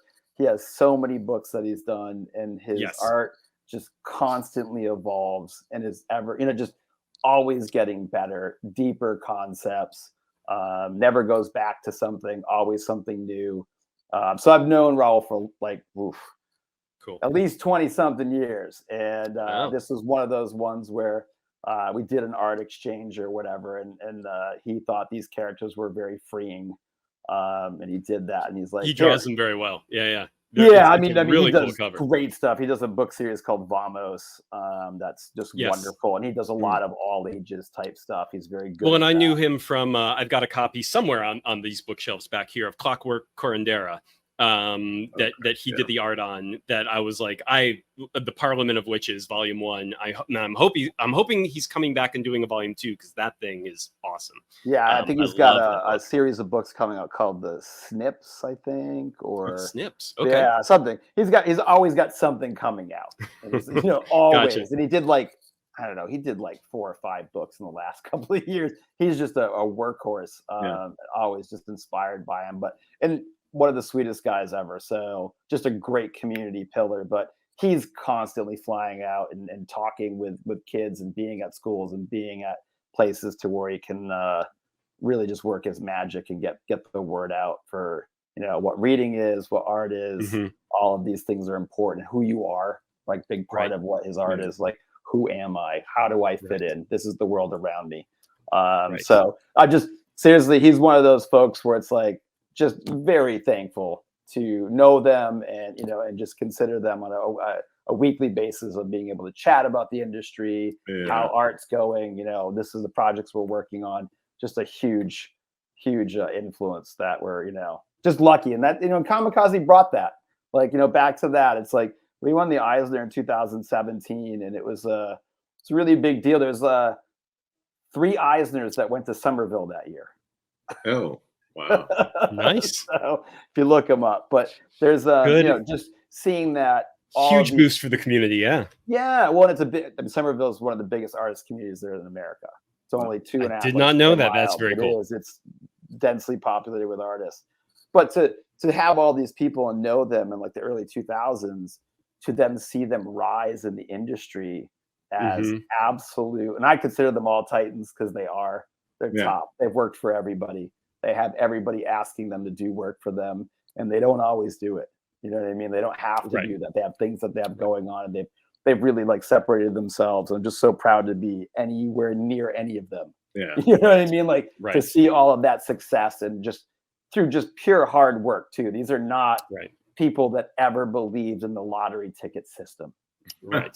You know what I mean? These are people that are like, I got this to do. I had 2 weeks off and I just pitched another 3-book series. You know what I mean? Like that kind of thing is that work ethic in it. And I'm just, like I said, very graced with seeing that in action and knowing that tenacity and just that constant working and picking at it is the only way to go. Absolutely. That's the winning way. If you truly want to get the success that you think of, being that is what's going to get you there. And they just were fine examples of it. Pretty happy with that. Grateful. Put it that way. Grateful. Yeah. And then just look at this artwork. It's just gorgeous. Yeah. So literally, so that right there, he does like, he tea stains it, coffee, tea, like he makes all the pages before it happens.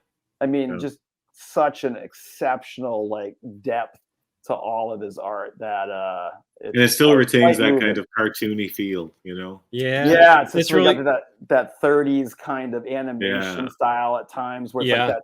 It's obviously silly for the time, but it's not. It's got those darker tones, and it makes it more serious.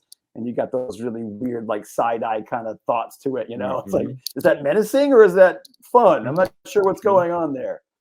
So it's just great at that. Great stuff. Great stuff. There's this German artist, I'm going to forget his name, but I have his little like coffee table book about, it's called the Coffee Monster Coffee Table Book. And on your subject of coffee and tea staining, it was something he did as well. And he finally got this idea. He would just allow coffee to splash on a page, and whatever shape it made, he would draw a monster based on that outline. And then you do page after page after page of but it was like coffee blot monsters, and then of course the coffee was also the color texture for each monster, like how it dried. And it's a great book. I love that. But it's always things like that. Often we don't know what we're looking at when we look at art, because we're not artists, so we don't know the techniques, but we always know when it's just something that when you look at it, you're like, damn, this works. Like this has texture. I don't know how. It's got layers. I don't know how, but it's great. And you can appreciate that you need different voices to bring you these stories, right? And it's not always about, here's words, here's a character's names, here's what they do. That's not what stories are, right? You can just see something, and then that story just starts to evolve in front of you, right? You're just, wherever those eyes are, whatever they're saying to you, whatever that mood is that's coming for it. How does it sprawl on the page? Is it tight? Is it far out? And the longer you sit with that piece, like a glass of wine, like a comic book, the more that's revealed to over time. Exactly. And it gives you that time to go through it. But you do have to put yourself in areas of experiencing those things. They don't just come to you. You have to be willing to open yourself up to new experiences and giving that shot to a coffee monster coffee table book. And it's like, I mean, you're saying things I want to hear. I mean, that's for sure. But, do you go out and get it, or where you're going to find it and all that stuff? But having that time that you're walking through and you're just like, that looks fun. That's you spot it. Inspire me. Yes. It can inspire me for whatever I do from this time on. And Raul's that kind of guy too, where he's just always putting out so much inspiration. And he's great. For one thing, with this gentleman here, he's also done like a bunch of like the local like boxes in the city, like the electrical boxes. Restaurants. He's done college walls. Like very cool. He's all over the place, and it's just so great when you're just walking by. You're like, I love that guy. You know what I mean? And you're just looking at wonderful art, and all of it is telling you a story in one image. And that's, you can't really replace that with too much. So guys, that is Raul Gonzalez, Red Menace, or Raul the Third. If you look up Raul the Third, you'll find him more, because there's a lot of Raul Gonzalez's out there. Let me tell you, when I googled that name. But Raul the Third, you'll find him much easier that way. That's right. That's right. All right. And on that, so last thing for you, Bob, before we let you go.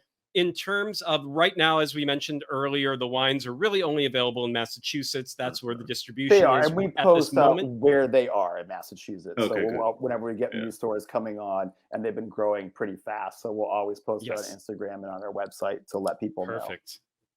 So if you're on the East Coast, if you're near, if you're in Massachusetts or near, definitely consider crossing that state line just for these wines and the comics. Stop by Comicazi while you're there. The comics, pick up the wine, enjoy them together. Maybe you luxuriate in the experience. That gets you both, right? Yeah. You can try the wines, buy the wines, and get some free comics and posters signed by the people that made all of it. That's right. That's kind of what we're doing. So we'll make sure to put all their Bad Kid Press's social information down below this video as well, so you can easily find them and follow them and figure out when and if you can make it over there.